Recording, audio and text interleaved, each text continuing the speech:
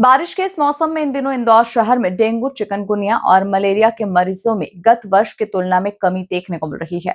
बता दें कि जिला मलेरिया अधिकारी डॉक्टर रश्मि दुबे ने जानकारी देते हुए बताया कि डेंगू मलेरिया के मच्छर को पनपने के लिए जो अनुकूल मौसम की आवश्यकता होती है, वो इंदौर और मालवा में गत दिनों नजर नहीं आने के चलते डेंगू मलेरिया के मरीजों में कमी दिखाई दे रही है। किंतु 2 दिनों से लगातार बारिश हो रही है। जो मौसम और वातावरण बना हुआ है वो डेंगू मलेरिया के मच्छरों के लिए उपरोक्त होने के कारण अब ऐसा लगता है डेंगू मलेरिया के मरीजों की संख्या बढ़ेगी। वर्तमान में हमें 3 डेंगू के मरीज मिले हैं, जिनमें से एक खरगोन से आई महिला पुलिस अधिकारी डेंगू पॉजिटिव पाई गई है।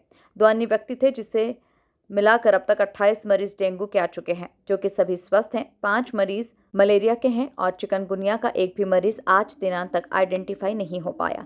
मलेरिया, डेंगू, चिकनगुनिया से बचने के लिए स्वास्थ्य विभाग हर संभव प्रयास कर रहा है। जहां भी डेंगू का लार्वा मिलने की सूचना मिलती है, विभाग तुरंत जाकर वहां दवाइयों का छिड़काव कर लार्वा को नष्ट करता है। आने वाले दिनों में ड्रोन का भी उपयोग किया जाएगा, ताकि बड़ी बड़ी होटल्स, मॉल्स और बड़ी बिल्डिंग जिनकी छतों पर गमलों में पानी भरे होने की संभावना रहती है और डेंगू के लार्वा पैदा होने की संभावना बढ़ जाती है, उन पर नजर रखी जाएगी।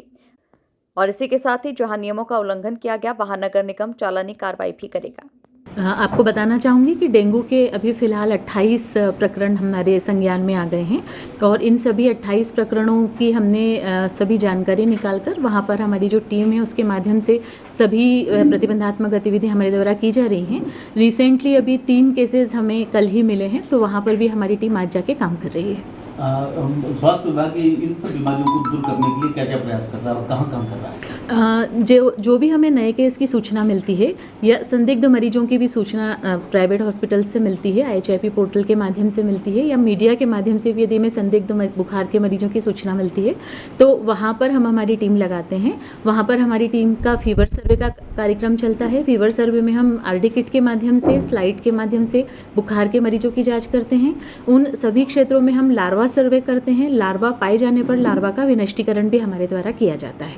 क्या ड्रोन का उपयोग भी इसके लिए कर रही है? ड्रोन के उपयोग के लिए हमने वरिष्ठ कार्यालय को पत्र लिखा है और जैसे ही उनकी स्वीकृति मिलेगी, इस बार हम ड्रोन का प्रयोग वापस पुनः आरंभ करेंगे। मैम, क्या वजह है कि पिछले साल की तुलना में केसेस कम आ रहे हैं?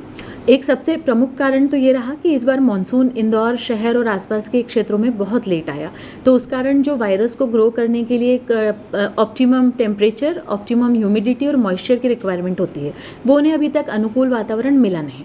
अब पहली बार उन्हें उस तरह का अनुकूल वातावरण अब मिलना शुरू होगा। बारिश शुरू हुई है, अब तेज भी होगी, तो अब संभावना है कि अब इसके मरीज काफ़ी बढ़ सकते हैं। मैम, जैसा आपने बताया कि 3 मरीज नए निकले हैं, तो वहाँ पर इस बीमारी के फैलने की क्या वजह, क्या वहाँ जाकर उन सभी मरीजों को, जो 3 मरीज अभी मिले हैं, उनकी हमने जानकारी जुटाई थी, तो उसमें से एक मरीज तो जो पुलिस ट्रेनिंग स्कूल में एक महिला मिली, वो खरगोन की रहने वाली थी, वहीं से यहाँ आकर ट्रेनिंग ले रही थी और इस बीच उनका माइग्रेशन हिस्ट्री, ट्रैवल हिस्ट्री भी मिली है।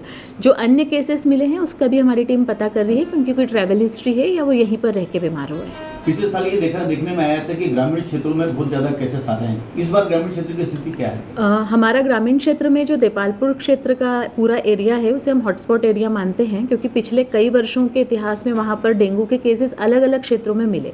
इस बार भी चित्तौड़ा जो है, वहाँ पर एक छोटा सा गाँव, उसमें लगभग 13 प्रकरण डेंगू पॉजिटिव पाए गए थे। तो रूरल एरियाज़ में भी हमारी टीम काम कर रही है। तिल्लौर खुर्द का भी अभी हमें एक नया प्रकरण कल ही मिला है, तो आज हमारी टीम वहाँ पर भी जाकर गतिविधि संपादित कर रही है। मलेरिया और चिकनगुनिया की स्थिति क्या है? चिकनगुनिया के मरीज अभी तक नहीं आए हैं सामने, लेकिन मलेरिया के 5 प्रकरण अभी तक हमारे संज्ञान में हैं और अब वो सभी मरीज पूरी तरह से स्वस्थ हैं। इन बारिश बीमारियों से बचने के लिए हम लोग क्या करें, क्या सुझाव देंगे? सबसे सही उपाय यही है कि मच्छरों के काटने से स्वयं को बचाएं।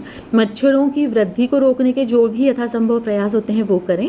अपने घर में हर हफ्ते साफ सफाई करें। बारिश के दिनों में छत पर कूड़ा करकट, पुराने टूटे बर्तन आदि जमा न होने दें। यदि घर में, छत में, कंस्ट्रक्शन साइट में, आसपास के परिसर में कहीं भी टूटे फूटे बर्तन, कूड़ा, कचरा ये सब है, तो उसकी सफाई कर लें, उसमें पानी जमा न होने दें।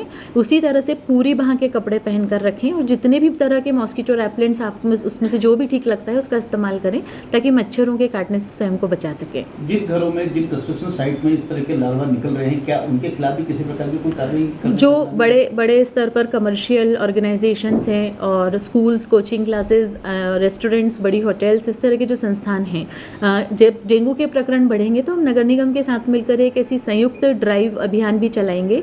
चालानी कार्रवाई करने का अधिकार नगर निगम के पास है, तो हम जब भी कार्रवाई करेंगे उनके साथ संयुक्त रूप से करेंगे और उनके माध्यम से ही चालानी कार्रवाई संपादित की जाएगी।